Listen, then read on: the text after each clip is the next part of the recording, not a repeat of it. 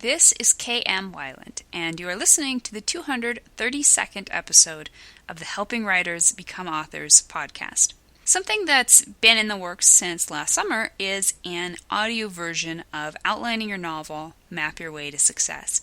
I've been working with wonderful voice artist Sonia Field and have been privileged to spend the last week or so listening to her beautiful narration of the book. I'm hoping the audiobook will be available within the next month. So for those of you who prefer to listen instead of read, you'll soon be able to download Outlining Your Novel. The Sneaky Secret Life of As You Know Bob. The latest post in the video series on my blog talks about why the clumsy info-dumping technique of As You Know Bob may be more prevalent and easier to avoid than you might think. To watch it, visit my website at helpingwritersbecomeauthors.com. New videos are posted every Wednesday. And now, I hope you enjoy this week's podcast entitled Creating Stunning Character Arcs, Part 2, The Lie the Character Believes. People hate change. We may sit around and wish our lives were different, but when the rubber really starts streaking the tarmac, we usually find ourselves wishing we could just hang out here in our safe and familiar haunts. Characters are no different. They resist change just as staunchly as any of us, which is a good thing. Out of resistance comes conflict. Out of conflict comes plot. This is just the first of many ways in which plot and character arc are inextricable from one another.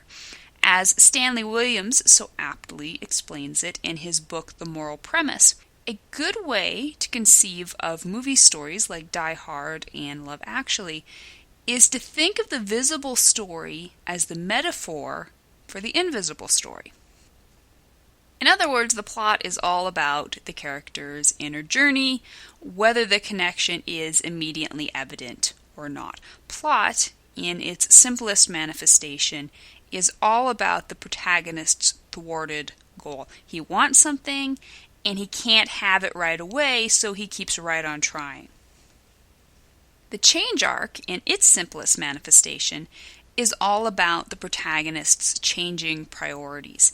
He realizes the reason he's not getting what he wants in the plot is because either A, he wants the wrong thing, or B, his moral methods for achieving what he wants are all wrong.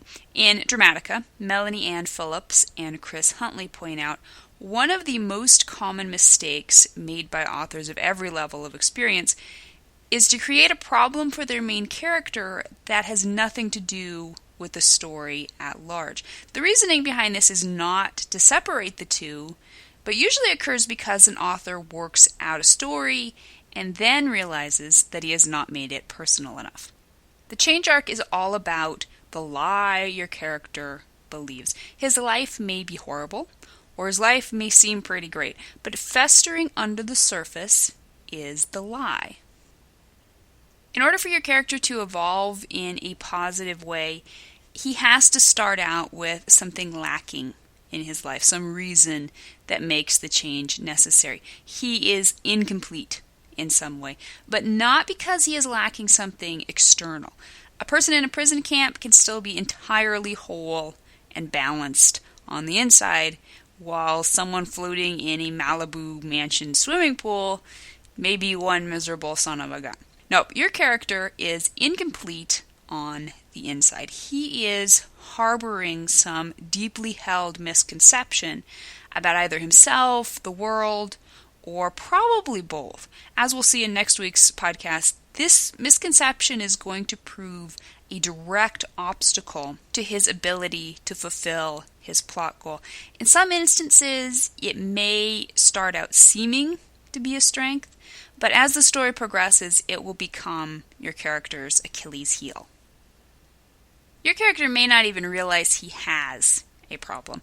In the first act, his understanding of his deficiencies will be vague at best. He may not feel handicapped or even in denial about the lie until the inciting event and or the first plot point at the 25% mark rock his world and begin peeling away his defenses.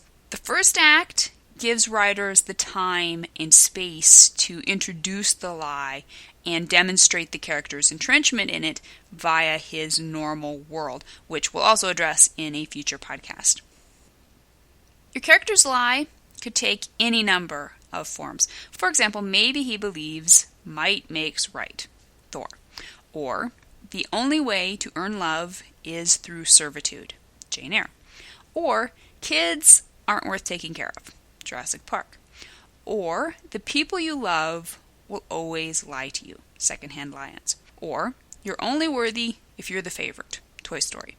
Or money is to be treasured more than people, Three Kings.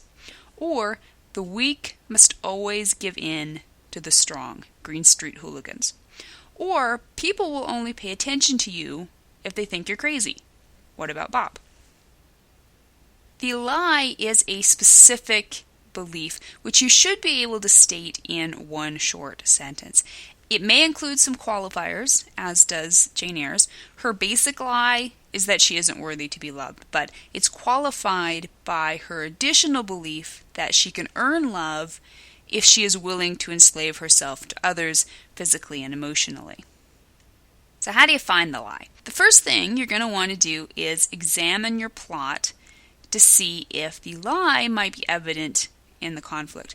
We'll get into that more next week when we discuss the conflict between the thing the character wants and the thing the character needs. The second thing you're going to want to do is look at the character's actions, and especially his reactions. See if you can spot any of the following: fear, extreme hurt, inability to forgive, guilt, horrible secrets, or shame over something done or suffered. None of these are the lie, but they're often products of the lie. Your protagonist may be aware of the symptoms of the lie in his life, even if he isn't yet able to recognize the lie itself. More than that, he may be totally willing to shed the negative symptom, but he can't because he can't get past his fundamental belief in the lie. For example, in my historical novel, Behold the Dawn, the protagonist Marcus Annan's lie is that some sins are too great to be forgiven. His symptoms are guilt, shame, secrets, and a destructive lifestyle. He wants to be forgiven and to find happiness and fulfillment, but he just can't get past the lie. Angela Ackerman and Becca Puglisi do a great job of offering possible lie symptoms, as well as some great character arc discussions, in their book, The Negative Trait, Thesaurus. If you find you're having trouble coming up with some good symptoms, or even a good lie, for that matter, take a riffle through their book for some inspiration.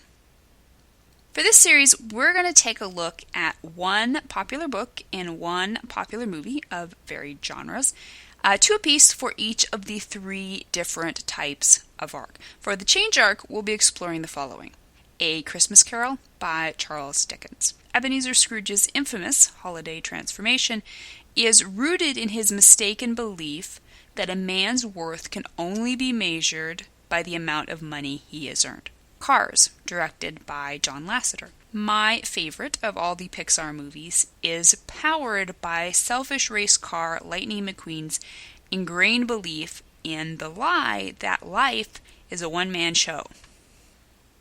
Ask yourself the following questions about the lie the character believes. 1. What misconception does your protagonist have about himself or the world? 2. What is he lacking mentally, emotionally, or spiritually as a result?